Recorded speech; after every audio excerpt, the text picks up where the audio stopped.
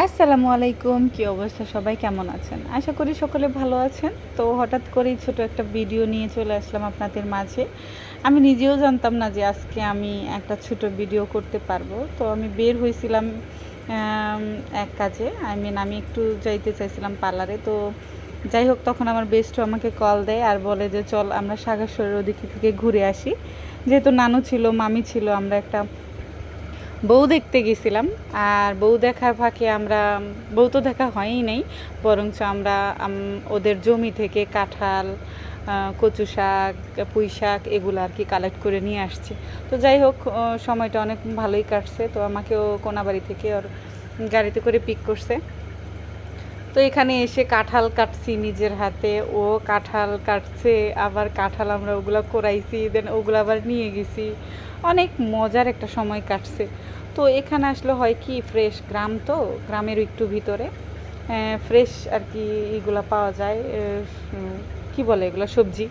তো যাই হোক, নিজের জমির সবজি খাওয়ার টেস্টই আলাদা, যতই কিনে খাই না কেন বা খাই না কেন।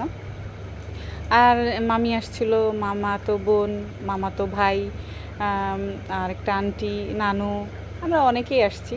তো যাই হোক, এই পুঁই শাকের খেতে আইসা আমি নিজে আজকে পুঁই শাক কাটছি, ওগুলা গুছাইছি, গাড়িতে উঠাইছি। যাই হোক, এখানে আমার বান্ধবীও, আমার বেস্টুও, মানে এক্সাইটেড। আমরা এভাবে কখনো ক্ষেত থেকে শাক কাটিনি, যেটা আজকে ফার্স্ট।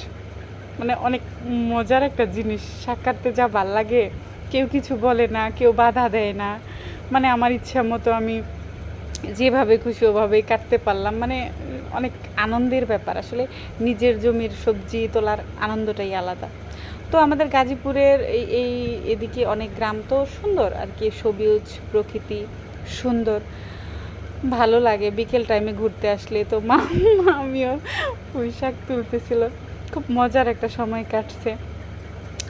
তো আমরা তারপরে চলে আসছি আমার বেস্টুর যে একটা জায়গা, কিছুদিন আগে এখানে এসে আমি লাইভ করছিলাম, এখানে চলে আসছি। এখানে এইখানে করম চা আছে, গেন্ডারি আছে, তারপর কি বলে খাকরন পাতা, এগুলো আর কি এখান থেকে নিলাম। তো এই করম চাগুলো পেকে গেছিলো, আরেকবার যখন আসছিলাম তখন একটু কাঁচা ছিল, এবার দেখলাম সব পেকে গেছে। তো আমি আর ও এগুলো খুব করে তুললাম, কারণ এগুলা দিয়ে ডাল রান্না করলে, টক রান্না করলে খুব টেস্টি লাগে।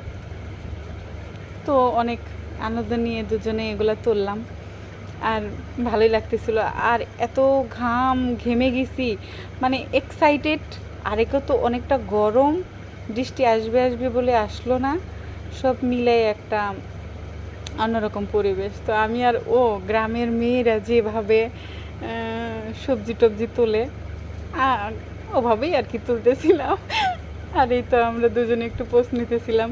মজা, মানে আসলে ভয়েস দিলে বোঝা যায় না যে রিয়েল ভয়েসটা কী হচ্ছে। আমরা অনেক ফান করছি, অনেক মাস্তি করছি, মানে অনেক মজা হয়েছে সময়টুকুতে। আসলে মানুষ আমরা কয়দিনই বাঁচবো বলেন, যদি সময়টাতে এনজয় না করি। এই যে আনন্দ, এইটুকু সময় ফ্যামিলি বা পরিবারের সাথে সময় কাটানো, এই তো অনেক আনন্দ, তাই না? তো অনেক গরম লেগে গেছিলো, তো মামি আমাদেরকে নিয়ে গেলো এখানে লাচ্ছি খাওয়াতে। তো এইখানকার লাচ্ছিটা অনেক ভালো ছিল। তারপর আমরা চলে গেলাম এখানকার সেই সুন্দর একটা জায়গা, রাস্তার দুই পাশে আর কি মাছ চাষ করে, অনেক বড় পুকুর বা নদী। যাই হোক, এখানে এসে সুন্দর আকাশ দেখতে দেখতে আমাদের সময়টা কেটে গেল। আর আমরা আবার এখানে কিছুটা সময় কাটিয়ে বাসার জন্য রওনা দিলাম। আর